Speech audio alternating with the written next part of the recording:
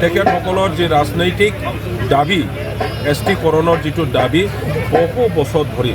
এনে পৰি আছে আসাম চৰকাৰ বা ভাৰত চৰকাৰে এতিয়াও কোনো এটা কংক্ৰিট পলিচি ল'ব পৰা নাই বা লোৱা নাই চাকৰিটোৰ কিন্তু BTC বাকী হৈ আমি BPF দল হিচাপে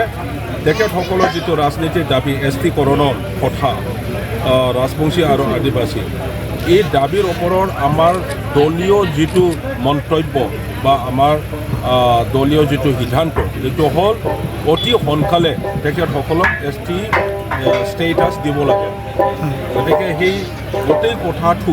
আমি BPF দল হিচাপে চালি জাৰি চাইছোঁ আৰু আমাৰ BPF দলে MP জিকি যোৱাৰ পিছত এই ইস্যুটো আমি পাৰ্লিয়ামেণ্টত উত্থাপন কৰিম তেখেতসকলৰ যি ৰাজনৈতিক দাবী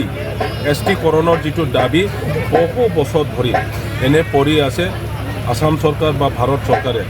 এতিয়াও কোনো এটা কংক্ৰিট পলিচি ল'ব পৰা নাই বা লোৱা নাই চাকৰিটোৰ কিন্তু BTC বাকী হৈ আমি BPF দল হিচাপে তেখেতসকলৰ যিটো ৰাজনীতিৰ দাবী এছটিকৰণৰ কথা ৰাজবংশী আৰু আদিবাসী এই দাবীৰ ওপৰত আমাৰ দলীয় যিটো মন্তব্য বা আমাৰ দলীয় যিটো সিদ্ধান্ত এইটো হ'ল অতি সোনকালে তেখেতসকলক ST ষ্টেটাছ দিব লাগে গতিকে সেই গোটেই কথাটো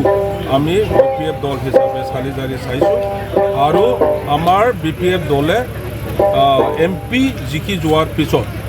এই ইস্যুটো আমি পাৰ্লিয়ামেণ্টত উত্থাপন কৰিম তেখেতসকলৰ যি ৰাজনৈতিক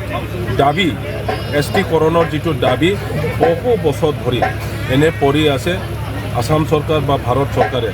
এতিয়াও কোনো এটা কংক্ৰিট পলিচি ল'ব পৰা নাই বা লোৱা নাই চাকৰিটোৰ কিন্তু BTC বাকী হৈ আমি BPF দল হিচাপে তেখেতসকলৰ যিটো ৰাজনীতিৰ দাবী এছটিকৰণৰ কথা ৰাজবংশী আৰু আদিবাসী এই দাবীৰ ওপৰত আমাৰ দলীয় যিটো মন্তব্য বা আমাৰ দলীয় যিটো সিদ্ধান্ত এইটো হ'ল অতি সোনকালে তেখেতসকলক ST ষ্টেটাছ দিব লাগে গতিকে সেই গোটেই কথাটো আমি BPF দল হিচাপে চালি জাৰি চাইছোঁ আৰু আমাৰ BPF দলে MP জিকি যোৱাৰ পিছত এই ইস্যুটো আমি পাৰ্লিয়ামেণ্টত উত্থাপন কৰিম